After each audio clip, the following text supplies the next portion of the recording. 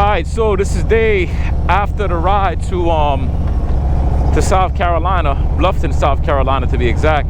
Right now I'm gonna go meet up with a bike club that I met at the Harley's June Fest, and they're called Iron Bread, and that's what I'm gonna connect with. We'll see what these guys are about. I'm gonna talk to them. I'm gonna get up in the front and introduce myself and see what they're about. It's gonna be at a Harley Davidson dealership. I have the navigation stuff already situated already. But now I forgot, West something. I'll put the link. I'll put the name in the video. But the drive yesterday was beautiful. The drive, the ride, or whatever the heck you want to call it, it was beautiful. The only thing I didn't like about it was I left a little late. I didn't want to come home like pitch black at night, because you know there's a lot of deers and different type of animals that comes out at night, even more so. Well, early morning also. But it was a safe ride. I got home pretty good. I took the highway at first. I chose highway because it was a little faster to get home. But the navigation took me on the highway, the 16 to the 75, and then it detoured me, and then it had me go on the crazy local roads. So I'm talking about those roads were ridiculously dark. I'm talking about if no lights are on, I think I would crash in the darkness. The darkness was that damn thick. And let me tell you, when I look to my left and look to my right, you ain't seeing nothing. So I kept on just thinking about monsters coming out and grabbing my ass and snatching me in, or aliens. But wait a minute, I am an alien. All right, forget that part. But the experience was phenomenal. What I am looking forward to though, tomorrow, estimated delivery, is my Razor tour pack. I'm looking forward to putting the tour pack on the bike and seeing how I like it. I don't want to get the Chop yet, and I definitely don't want to get the King. The King is too massive. I don't think I'm going to need a King no time soon. I'm a light packer, but being able to just go in the trunk of the bike instead of just the bags all the time, I'll be able to put things like my cameras and things much easier accessibility, and then I can get all the other things that I need locked into place, you see? So yeah, I feel great, man. I feel good with all the things that's going on with the bike. I'm excited about it. I love it.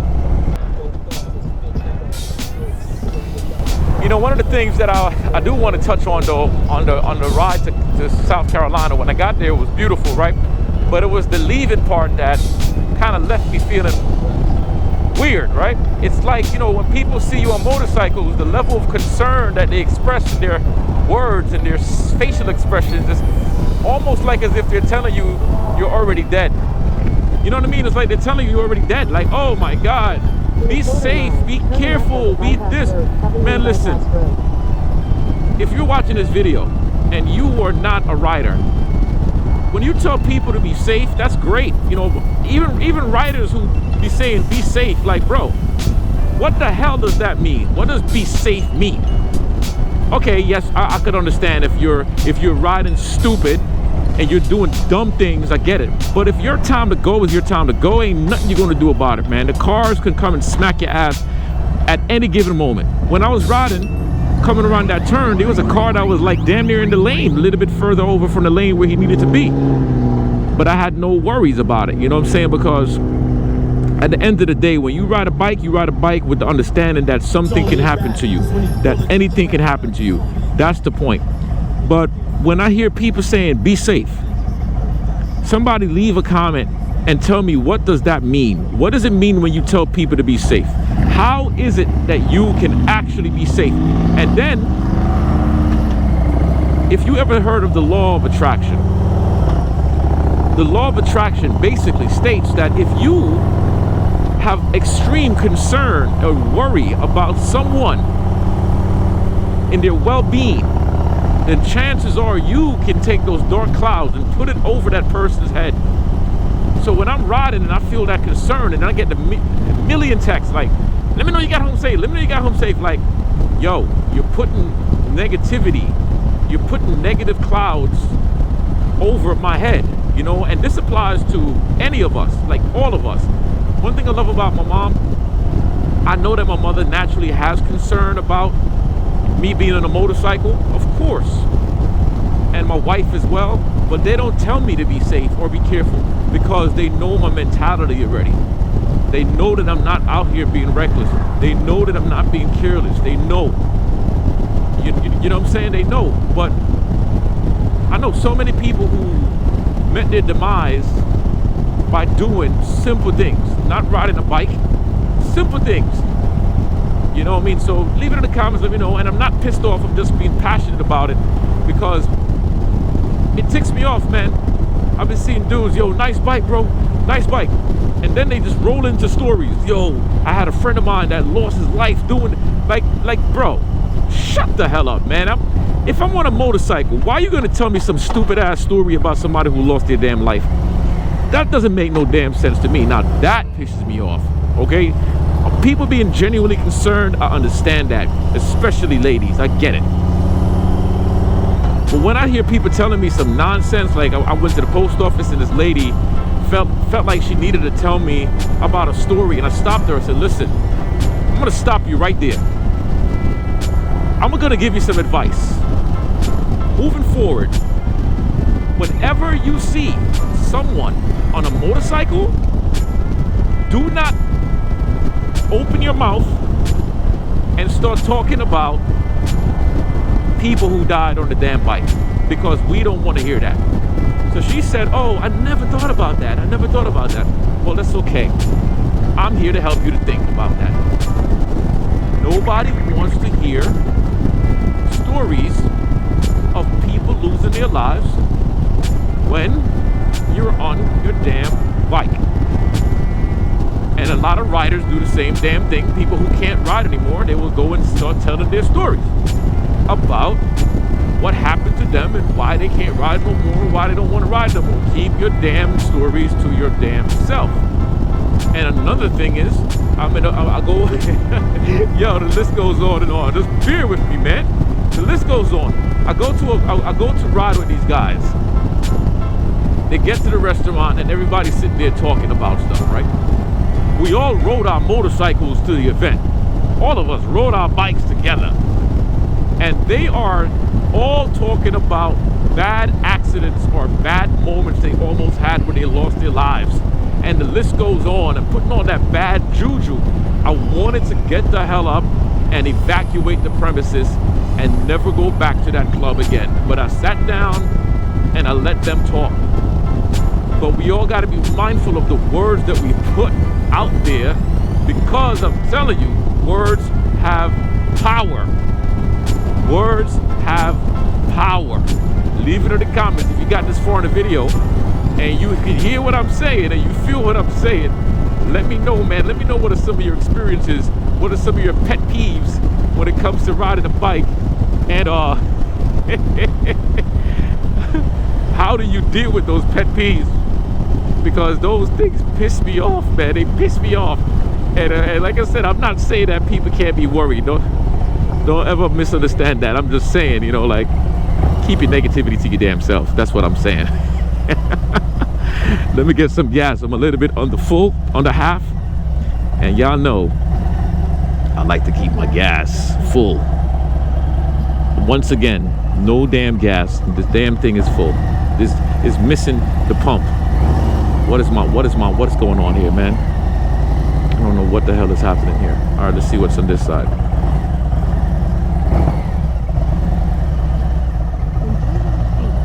All right, perfect. They got it here. Good stuff.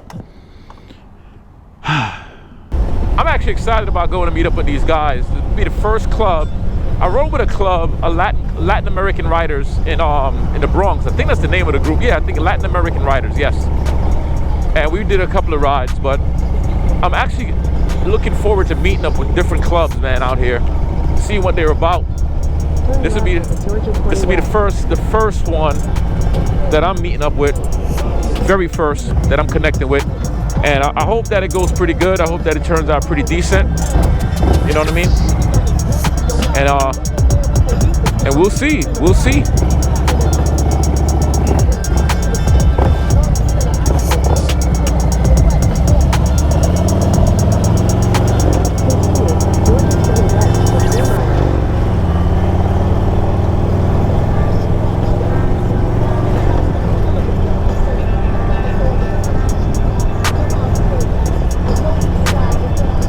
on a different note, today is June 26th.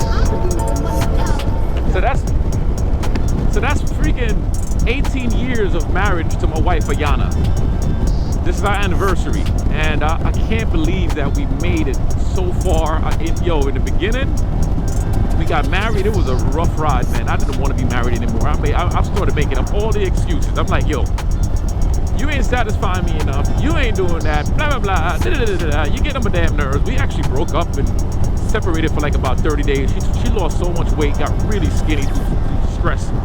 And I just felt bad too. I got skinny mentally. It didn't feel so good. So we got back together, you know what I mean? And we worked things out. And that was like years ago.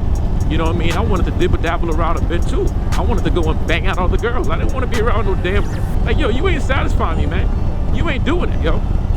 You know what I'm saying? Like, for me, yo, as a man, the kind of man that I am, I don't want to play with no women. I don't want to play. I don't want to play around. I don't want to play games. I'm too freaking aggressive for feeling stagnant. And if you ain't freaky enough for me, then I'm going to make up all the reasons in the world to leave your ass. But as I matured in my life, I started getting much more better. I just passed my damn stop, so I gotta pull up here, come here, let the bike do what it do, take my time because I'm on a damn hill. But you know what I mean, like, I'm happy I did good though. I did good.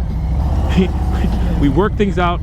My mentality started to shift the way it should as time went on. You know, all the reasons for not being married, I was able to put that stuff to the dirt. And my wife and I has been going powerful. We don't go through all that crazy arguing no more. Yeah, we debate with things, but it's not the same. You know, I had to check myself. I had to change my tone. I had to see what the hell was going on with me before I started blaming her, because I kept on pointing the fingers at her. But I'm like, yo, I'm pointing the fingers at her. I need to start looking at myself. Thank you. I need to start looking at me. You know what I mean? So that was nice of her to let me go. You go, girl. Thank you. So anyway, I started doing that, and I started recognizing my character. So instead of me being so aggressive with my verbs and being like the raw dog Jamaican Bronx boy that I am, I had to remember that that's your wife, bro. That's not some other chick on the road. That's your wife. That's the person that you said I do to. You blood thick and thin, you know what I mean? Through thick and thin, whatever the heck they stated. I don't even think the priest was real. I told her I hired him from 42nd Street. I'm joking. But yeah, 18 years, man. 2 kids, a dog, a house. We have cars, motorcycles. We used to ride motorcycles together, but when we had the kids, she totally gave up her bike. You know, she was like, I'm done.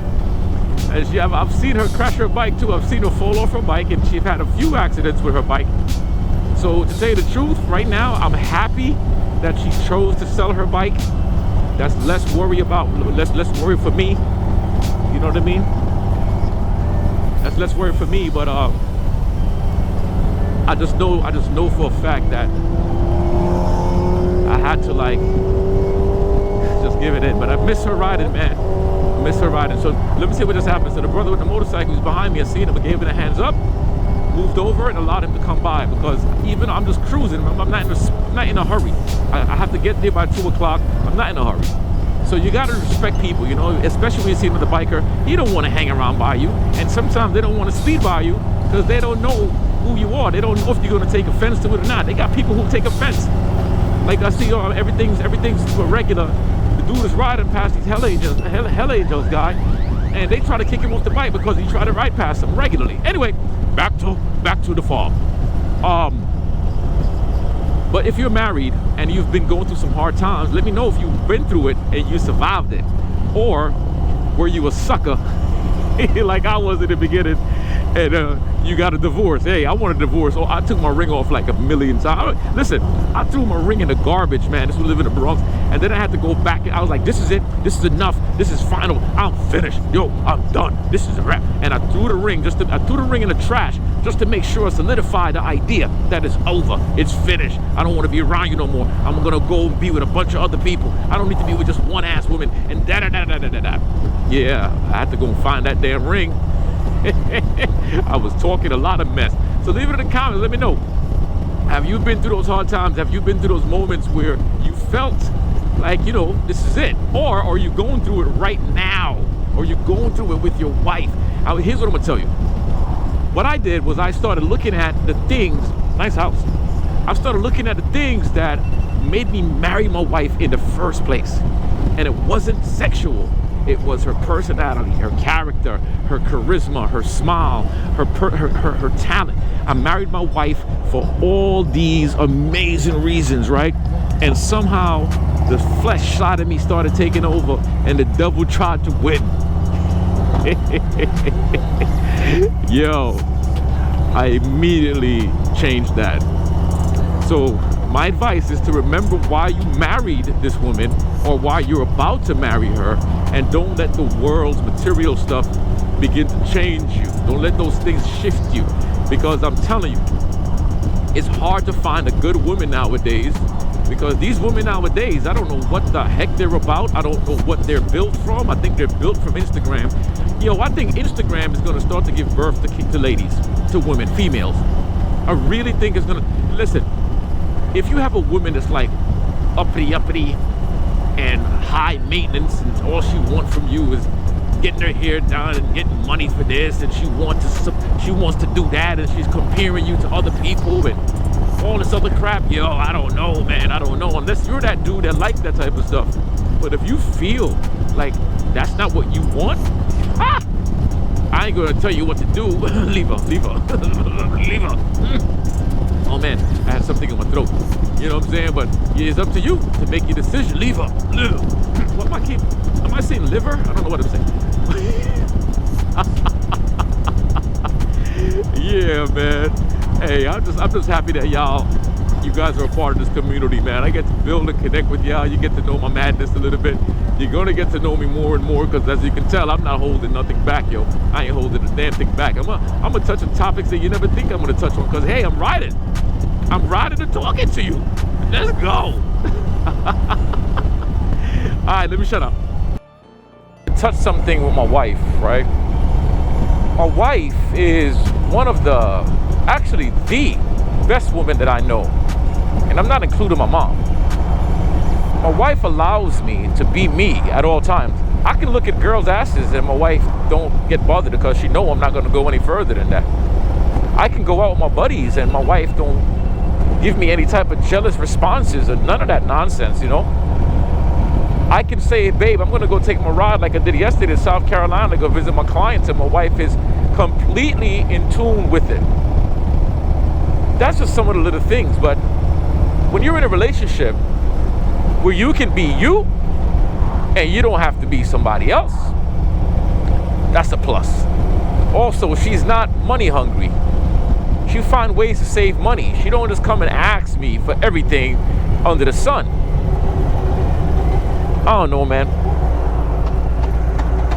I was a jackass when I was much younger. We got married in our 20s. I believe I was, 28 or something like that. But, yo, I'm glad. I'm happy I did it. Anniversary happy. Yeah, complain about certain things about her job, about her business, and not being successful enough and not pushing enough. But that's another story, you know. That's not gonna make us or break us. Sometimes it feels like it, but it's not gonna make us or break us, because that's just money. And I make money. I make enough money to support my family the way I need to support my family. You know what I mean? So look at the elements. Look at all the goodness, man, that your wife has, your spouse. And if you're a female watching this applies to your man too. This applies to your husbands as well. It's applicable to many things. Your relationships. If you're about to fire somebody from your business, think about what are some of the great things they have done, and try to look past that. not everything, but I'm just saying if they made little errors, correct those errors, right? Everything I'm saying applies in most relationships. I'm speaking about marriage because today is the anniversary, right? But everything that I'm saying applies to more than just me being married to my wife. This applies to my children. It applies to my brother. It applies to my cousins, my mom, my aunts. It applies to everything. Everything. You see what I'm saying? So stay up, stay consistent, stay blessed, stay in that forgiving mode, and keep in mind, not everybody needs to be forgiven. I'm sorry. Not everybody needs to be forgiven. Some people do some dumb things that requires no forgiving. All it requires is for you to just leave their area, get out of their life, don't let them back in your life, and that's it. So what I'm saying, I'm not saying this to every single relationship. Sometimes people do some really foul stuff, man, that it's called for breaking up, it's called for leaving, it's called for not being a part of it anymore. So that's what that's not the relationships I'm talking about, though. I'm talking about the ones that's you can reconcile, the ones that you can sit back and you can change, you can shift, you can say, you know what, I'm gonna give it a try. That's what I'm talking about. All right, enough of my yapping. Don't forget to hit the subscribe bell, that subscribe button and notification bell. Don't forget to leave your comments too. Don't forget to do all that stuff, because every time you do that, you are helping the channel to grow, and we're going pretty fast right now. At the time of recording this video, I'm at 166. By the time you watch this video, maybe when you watch the video, whoever you are, I might be at 166,000. Who knows, you know? But let's keep on grinding, baby. You ain't gonna find another motovlog channel like this, because here we have a straight up real talk. I ain't going through no gibberish. I'm telling you things straight up, the way it is, the way it's supposed to be. And I want you to tell me things straight up, the way it is, the way it's supposed to be. You feel me? So it says I have 6 minutes to go. I've never been to this Harley-Davidson dealership before. It's gonna be the second dealership that I've been to since I've been in Georgia. Second Harley-Davidson dealership. The first one that I've been to was out there in California. That's the first one I've been to. Wait a minute, did I make a wrong turn? I think I made a, no, I didn't make a wrong turn. It's taking me to a damn Home Depot. Oh, but the navigation is saying I'm doing good, so I'm gonna follow the navigation. Navigation says I need to make a left. All right, so I am good. It's taking me out here, make a right. Man, I love navigations. Isn't it funny how we just trust navigations with our lives? I don't know where the hell I'm at, but the navigation makes me feel comfortable. Shucks. That's how this channel is. This channel is supposed to make you feel comfortable. You might not know where the hell you at in your life, but this channel is going to make you feel comfortable. It's going to navigate you in the right direction, but not all the times though, because sometimes I'm going to kick you dead smack in the ass so you can wake the hell up and change your direction again, and then you go back in the right direction. All right, 4 minutes before my destination. Oh, here we go. They got a bunch of riders out here today. Good to see the bikes out here. What's up, bro? Cut through? Oh, they're having an event. Good to see the riders out here. Good to see the bikes. Your destination is on the right.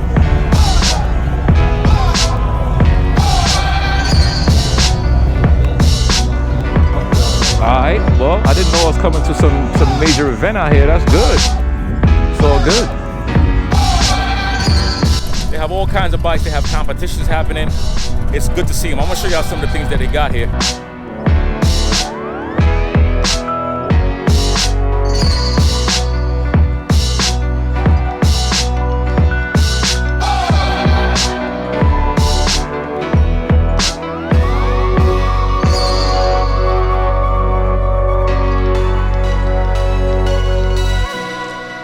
I like how this bike here looks. This bike here has the bag on the back, the tour pack, and I like the bars too.